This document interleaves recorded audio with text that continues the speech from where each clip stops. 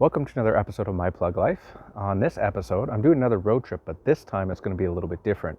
I'm going to treat this car like it wasn't a Tesla. Let's see what happens.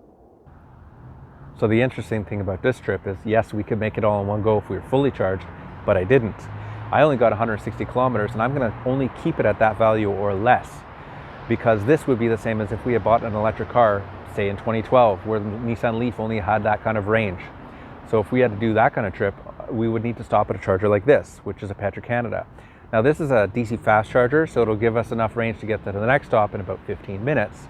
But if we had none of these available, which this is brand new, if we didn't have any of these, we'd have to hit a level 2 charger like a stove or an RV plug, which would take an hour just to get to the next stop. That's only like 30-40 kilometers, so quite slow. So when doing this trip with a non-Tesla, you have to do a little bit more research. There's a few resources I use to do this. So the first thing I have an app on my phone called PlugShare.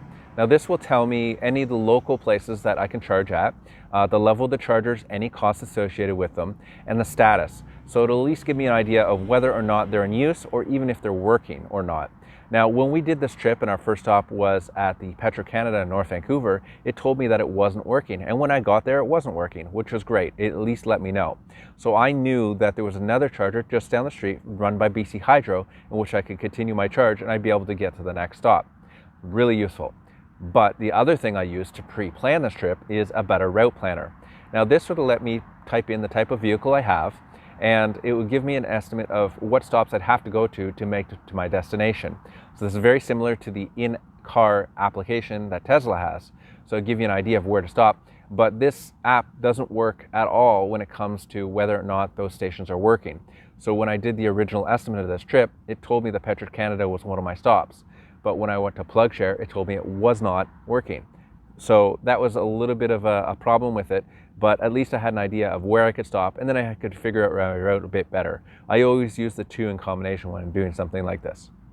So we made it up here to Squamish with our charge, but we can't make it all the way up to Whistler.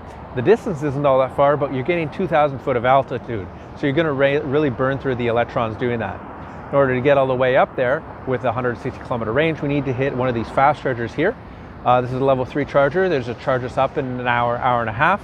Or if we didn't have access to this like they did back in the day, you'd have to hit a level 2 charger. Now that's like an extra 4 to 6 hours to your trip. So your trip has gotten a lot longer. This is what would make this a whole day event just to get up to Whistler.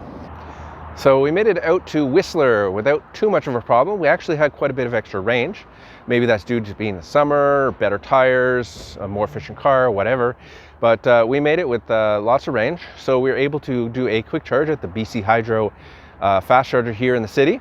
At the hotel, there was also a 12-volt plug we could have used. So we charged overnight to full and off to do everything we needed to do and head home. So our destination at Whistler was the Valley Lumina, which is a lit walk in the park. It's pretty amazing to check it out. I would recommend it. It's worth the money. It's a bit of a show and really interesting stuff to see out there. So we spent the night in the hotel, and then we started heading back with a full charge in the morning. So on the way back, we decided to hit the train wreck, which is a bit of a walk in the woods, but it's kind of neat to see the story of how this train wreck happened in the middle of nowhere. Pretty cool. So we eventually made it back to Squamish. Now, when we made it back to Squamish, it was so efficient that we'd actually only used 5 of the kilowatt hours of the 24 if we had a full charge on one of those old Nissan Leafs. So we could push it a little bit further, so why not? So our next stop was Shannon Falls. It's just a bit of a falls that we could take pictures at and what have you. And then we kept going.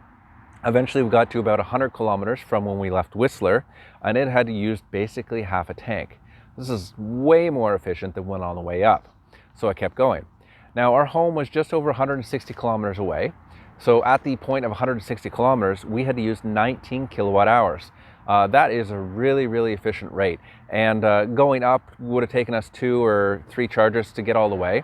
The back, we did it all in one charge. So that was way more efficient. So thanks for checking out another episode of My Plug Life. This was a fun road trip, but I did get in a little bit of trouble, and I'll tell you about that in the next video.